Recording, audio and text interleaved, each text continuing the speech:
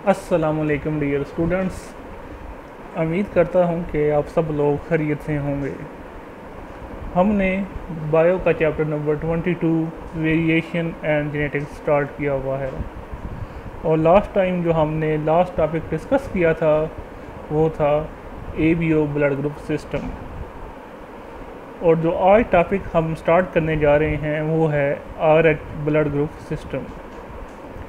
सबसे पहले हम आरएच फैक्टर को डिफाइन करते हैं। An antigen found on the surface of red blood cells is called Rh antigen or called Rh factor. ABO blood group system को हम further differentiate करते हैं इनटू पॉजिटिव और नेगेटिव, किस बेस पे? On the basis of presence और absence of RH factor respectively.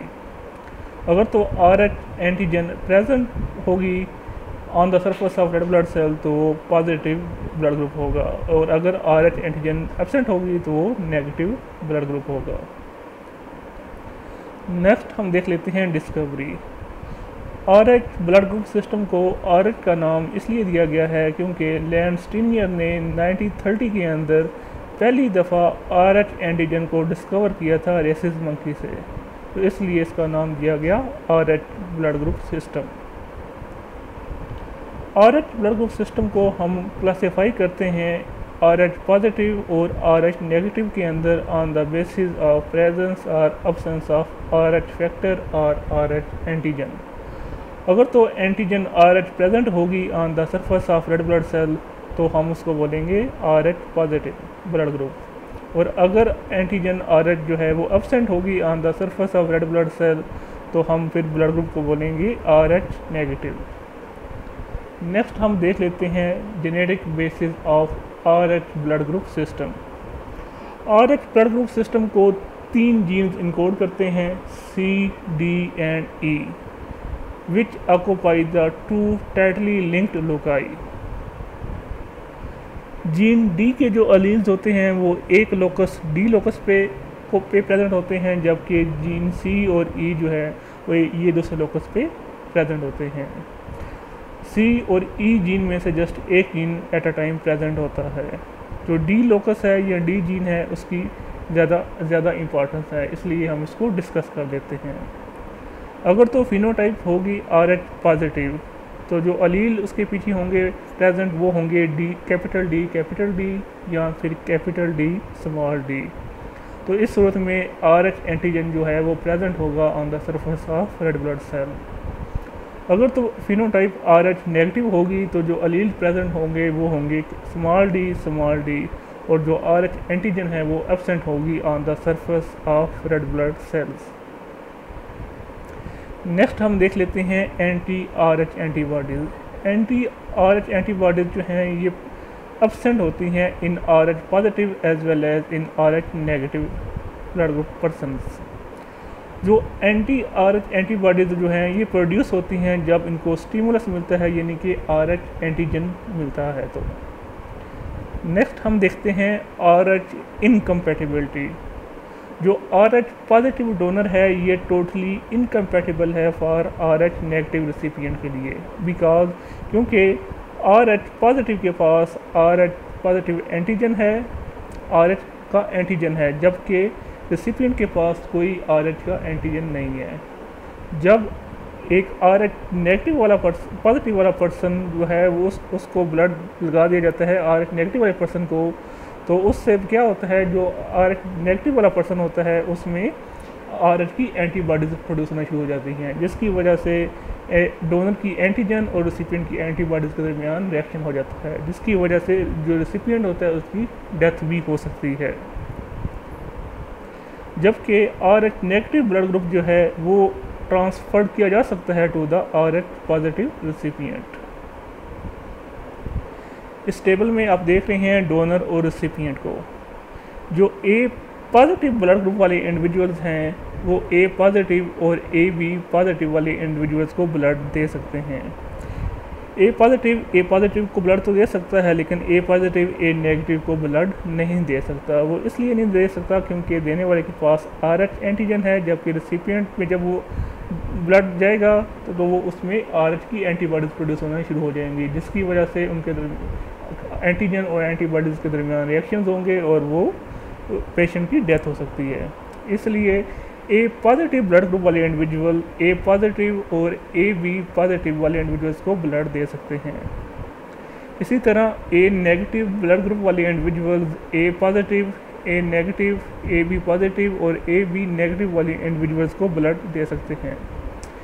B positive blood group वाले individuals B positive और A B positive blood group वाले इंडिविजुअल्स को ब्लड दे सकते हैं, जबकि बी नेगेटिव ब्लड ग्रुप वाले individuals B positive, B negative, A B positive और A B negative blood group वाले इंडिविजुअल्स को ब्लड दे सकते हैं, जबकि A B positive blood group वाले इंडिविजुअल जस्ट ए बी वाले इंडिविजुअल्स को ही ब्लड दे सकते हैं, जबकि A B negative blood group वाले इंडिविजुअल्स ए बी पॉजिटिव और ए बी नेगेटिव वाले इंडिविजुअल्स को ब्लड दे सकते हैं। ओ पॉजिटिव ब्लड ग्रुप वाले individuals A positive, B positive, A B positive and O positive वाले इंडिविजुअल्स को ब्लड दे सकते हैं, जबकि ओ नेगेटिव ब्लड ग्रुप वाले individuals A positive, A negative, B positive, B negative, A B positive, A B negative, O positive और O negative वाले individuals को ब्लड दे सकते हैं। जब हमने A B O blood group system को डिस्कस किया तो हमने ये कहा था कि ओ ब्लड ग्रुप इंडिविजुअल्स को हमने यूनिवर्सल डोनर कहा था, because they do not contain any antigen which can react with the antibody of the recipient. और जबकि ए बी ब्लड ग्रुप वाले इंडिविजुअल्स को हमने यूनिवर्सल रेसिपिएंट कहा था, because they do not contain any antibody which can react with the antigen of the donor. अब हम RH blood group system को डिस्कस करने के बाद हमें ये पता चला कि ओ नेगेटिव ब्लड ग्रुप वाले इंडिविजुअल जो हैं वो यूनिवर्सल डोनर हैं, जबकि A B positive blood group वाले इंडिविजुअल जो हैं वो यूनिवर्सल रेसिपिएंट हैं। नेक्स्ट हम डिस्कस कर लेते हैं एरिथ्रोब्लास्टोसिस फेटालिस। इस maternal fetal RH incompatibility cause the haemolysis of red blood cell of fetus. जब मैटरनल और फीटल की RH इनकम्पैटिबिलिटी होती है तो जो फीटस के रेड ब्लड सेल्स की हीमोलाइसिस स्टार्ट हो जाती है, यानी कि उसकी ब्रेक डाउन स्टार्ट हो जाती है और फीटस बिकम एनीमिक, यानी कि फीटस में खून की कमी हो जाती है। इसको हम बोलते हैं एरिथ्रोब्लास्टोसिस फेटालिस।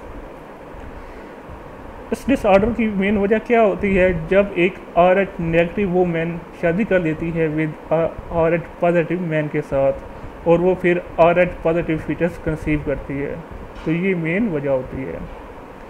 हमें पता है कि जो मैन की जीनोटाइप होती है वो कैपिटल डी भी हो सकती है और कैपिटल डी भी हो सकती है। अगर तो आदमी की जीनोटाइप कैपिटल डी है तो जो सारे के सारे ऑफस्प्रिंग प्रोड्यूस होंगे वो RH पॉजिटिव के ब्लड ग्रुप वाले इंडिविजुअल्स प्रोड्यूस हो सकते हैं।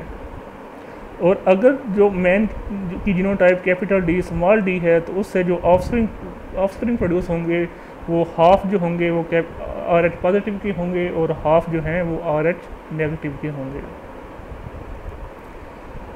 जो RH पॉजिटिव फीटस का जो रेड ब्लड सेल्स होते हैं वो क्या करते हैं, वो क्रॉस करते हैं प्लेसेंटल बैरियर को और जो RH नेगेटिव मदर होती है उसके ब्लड के अंदर इंटर हो जाते हैं, जिसकी वजह से जो मदर का इम्यून सिस्टम है वो उस एंटीजन को या रेड ब्लड सेल को इसको रिएक्ट के खिलाफ रिएक्ट करता है, जिसकी वजह से वो अपने अंदर एंटीजन के अगेंस्ट एंटीबॉडीज़ प्रोड्यूस करना शुरू कर देता है। जब वही मदर की एंटी-RH एंटीबॉडीज़ दोबारा से प्लेसेंटा के अंदर को क्रॉस करती हैं और फिर फीटस के ब्लड में आ जाती हैं तो उस वक्त फीटस के रेड ब्लड सेल की हीमोलाइसिस स्टार्ट हो जाती है। इसको हम बोलते हैं मैटरनल फीटल RH इनकम्पैटिबिलिटी हम इसको बोलते हैं, या हम बोलते हैं एरिथ्रोब्लास्टोसिस फेटालिस बोलते हैं। नेक्स्ट हम देख लेते हैं adverse effects of RH incompatibility.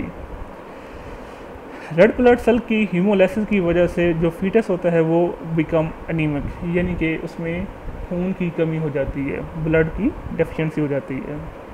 Next है एनीमिया में lead to the abortion of fetus.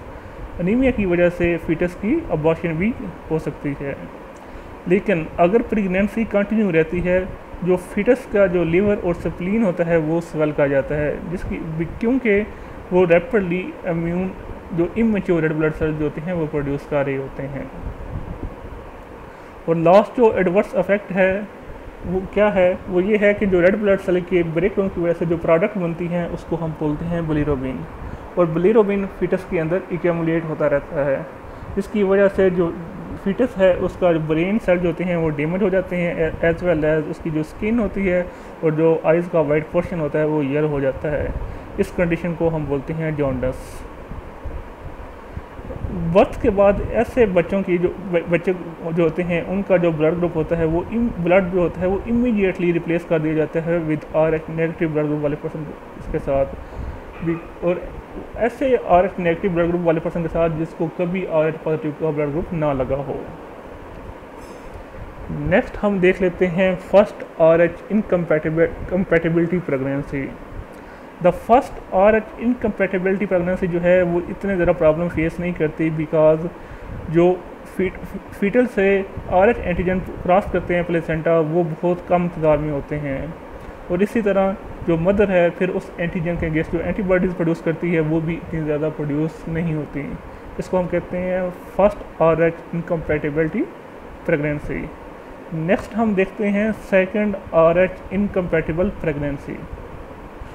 जब फर्स्ट बर्थ हो जाती है, जैसे ही प्लेसेंटा डिटैच होता है तो एक large number of fetal cell जो होते हैं वो इंटर हो जाते हैं into the mother blood circulation, जिसकी वजह से वो मदर जो है RH एंटीबॉडीज़ प्रोड्यूस करना शुरू कर देती है अगेंस्ट दैट RH एंटीजन, और ये जो एंटीबॉडीज़ होती हैं ये फिर मदर के ब्लड के अंदर काफ़ी अरसे तक रहती हैं, और ये एक परसिस्टेंट रिस्क होता है for the next RH positive fetus. Next हम देख लेते हैं therapy for RH sensitization. RH sensitization of RH negative mother जो है वो अवॉइड किया जा सकता है बाय सिंपल थेरेपी। ऐसी मदर को हम इंजेक्शन लगाते हैं RH एंटी सीरम का ड्यूरिंग द अर्ली प्रेगनेंसी और इमीडिएटली आफ्टर ईच बर्थ। इस एंटी सीरम के अंदर एंटीबॉडीज़ होती हैं जो कि डिस्ट्रॉय कर देती हैं रेड ब्लड फीटस के रेड ब्लड सेल्स को, because they stimulate the production of maternal RH antibodies. तो जो इंजेक्टेड एंटी सीरम होता है ये डिसअपीयर हो जाता है बिफोर द नेक्स्ट प्रेगनेंसी, तो इस तरह हम इसकी थेरेपी भी अवेलेबल है। लास्ट एक छोटा सा शॉर्ट क्वेश्चन आ जाता होता है कि how ABO incompatibility protect a baby against RH negative incompatibility. जो बाद दफ़ा क्या होता है कि ABO ब्लड ग्रुप की इनकम्पैटिबिलिटी होती है वो प्रोटेक्ट करती है बेबी को against severe RH negative incompatibility. अगर तो O नेगेटिव मदर कंसीव करती है A पॉजिटिव और B पॉजिटिव फीटस को, तो जो फीटल के A या B अगर वो क्रॉस भी करते हैं प्लेसेंटा को और वो मदर के ब्लड के अंदर इंटर भी होते हैं, वो क्विकली डिस्ट्रॉय हो जाते हैं बाय द anti-A या anti-B antibodies, because she form और उसके और वो बिकॉज वो RH एंटीबॉडीज़ बनाने की ज़रूरत नहीं पड़ती। तो उम्मीद है आपको इस लेक्चर की समझ आई होगी। हमने इस आज के लेक्चर के अंदर RH ब्लड ग्रुप सिस्टम को डिस्क्राइब किया। सबसे पहले हमने RH फैक्टर को डिस्कस किया, फिर हमने RH ब्लड ग्रुप सिस्टम की डिस्कवरी को डिस्कस किया, फिर हमने RH ब्लड ग्रुप सिस्टम को डिस्कस किया, RH पॉजिटिव और RH नेगेटिव को डिस्कस किया, फिर हमने genetic basis of RH blood group system discuss की, फिर हमने anti-RH एंटीबॉडीज़ को डिस्कस किया, फिर हमने एरिथ्रोब्लास्टोसिस फेटालिस या फिर जिसको हम मैटरनल फीटल RH इनकम्पैटिबिलिटी है उसको डिस्कस किया, फिर हमने adverse effect of maternal fetal incompatibility को भी डिस्कस किया, और लास्ट में हमने फिर जो थेरेपी है फॉर RH सेंसिटाइजेशन वो भी डिस्कस की। तो उम्मीद है आपको इस लेक्चर की समझ आई होगी। इंशाल्लाह नेक्स्ट लेक्चर के अंदर हम जो टॉपिक डिस्कस करेंगे वो होगा एपिस्टेसिस और प्लियोट्रॉपी। तब तक के लिए अल्लाह हाफिज़।